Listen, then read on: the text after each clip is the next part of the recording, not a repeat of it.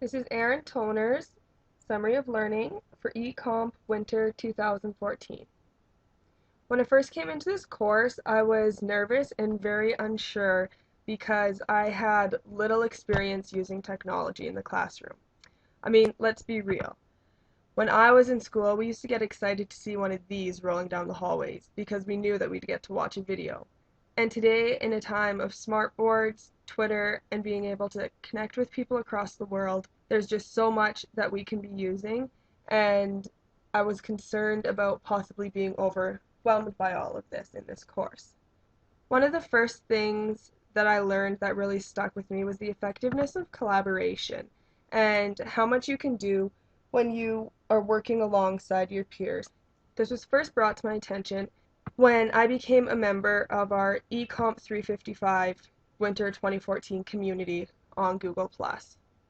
I had actually never heard of this before, so it was completely new to me, and it was incredible the amount of information that you could learn by posting stuff on here and reading my fellow classmates' posts and what they had to say and reading through the comments. I also found it really interesting that you could use these tags along the side because then I knew if I wanted to see what people had been asking for questions. If I had a question, I could see if it had already been asked. I could see the posts on tech tasks, etc. So that was pretty cool to me and pretty new. Through this community, I actually had the opportunity to take part in some really rich and engaging conversations in which we were able to share our ideas with each other, and I found that to be very, very beneficial. It was incredible when we had a group of 71 either past, current, or future educators coming together in this community to learn alongside each other. There was just so much going on all the time. I really, really enjoyed this part of the class. Also, something that I really took away from this class came from mentoring.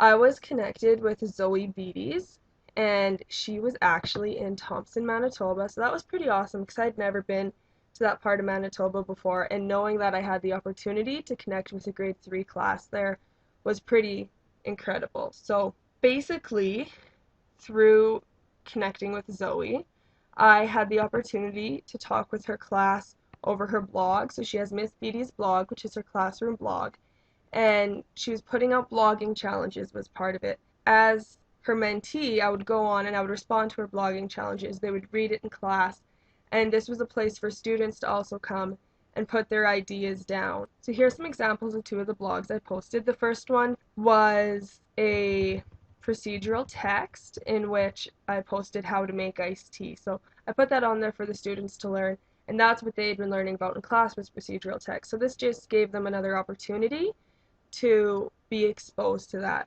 And the second thing that I posted was a spring rant. And this was kind of fun just because there weren't really any parameters put up. It just had to be a rant to Mother Nature about how you wanted spring back. So that was pretty cool, and the kids were able to read that and see that I was interacting with them and wanting to reach out with them in that way.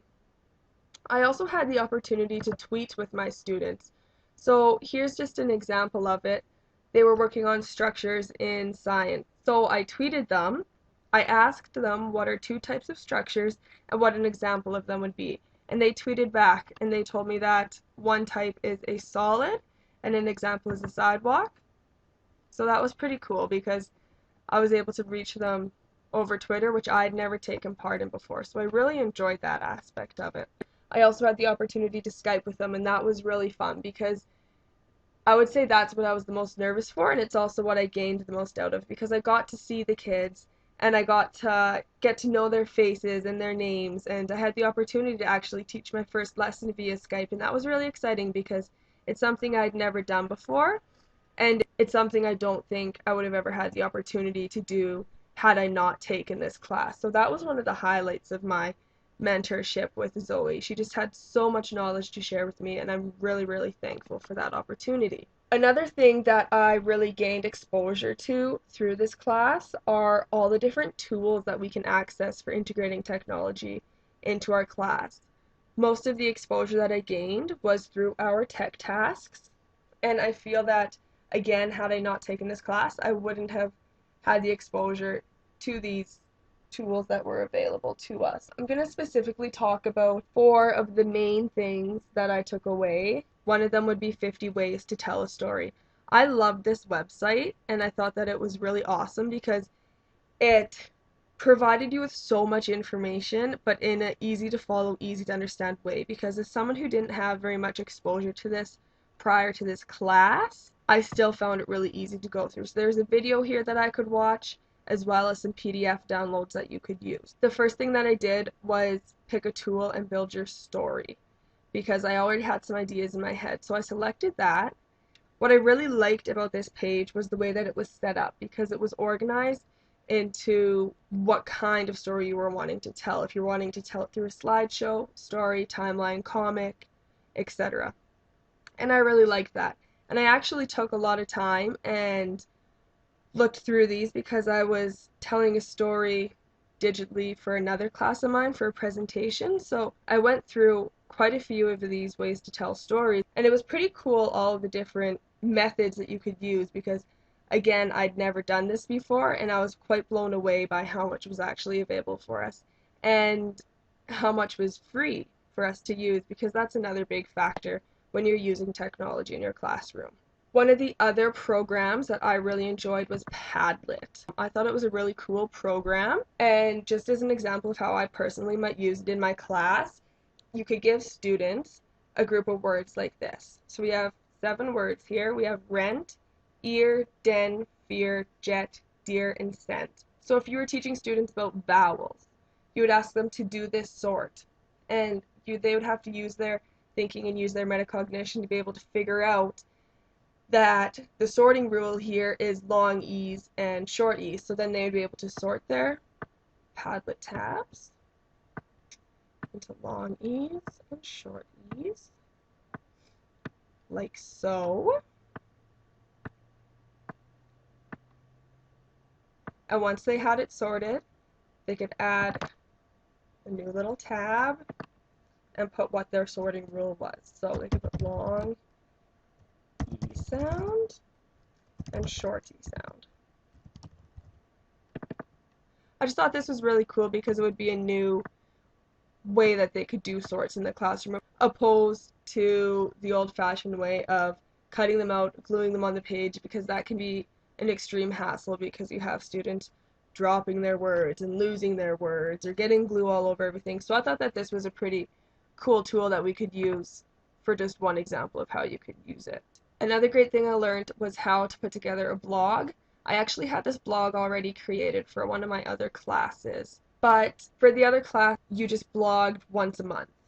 So it wasn't like I was really engaged in blogging, and I wasn't a huge fan of it, truthfully, and I thought that it was kind of boring, and I didn't see the point to it because no one was following my blog, and there weren't many people commenting on it, so I thought that it was not time well spent for that class. However, for this class, I actually ended up really enjoying it because we were interacting with each other on our blogs, and I was able to share a lot with you guys and give you guys some insight into who I was and some things that are important to me.